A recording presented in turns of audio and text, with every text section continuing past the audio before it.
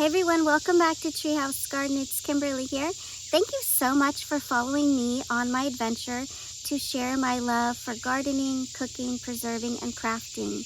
I love to start each morning with a casual stroll in the garden, listening to the birds, looking at the beautiful plants, and even collecting a few things for a yummy breakfast. Thanks for joining me, and don't forget to seed the day.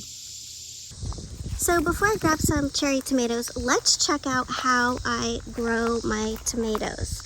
I have a system that I've used for the last couple of years and I really like it. It's very simple and easy to put up and down if you want to change it up. And it's just using cattle panels, sometimes known as hog panels.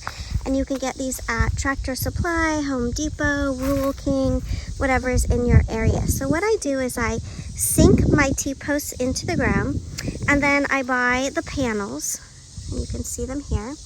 And what I do is I zip tie the panels to the T-posts, and then I plant on both sides of the cattle panels. So this long row has probably 50 tomatoes, front and back on each side, and I just plant them at the base. I have some tomatillos growing this way today, this year too.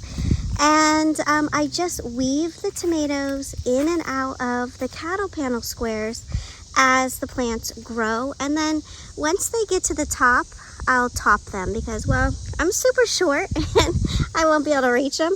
And number two, I want the plants to put more production into actually growing the tomato fruit than actual plants. So this is the way that I do it. At the base of my tomatoes, I have some rice straw.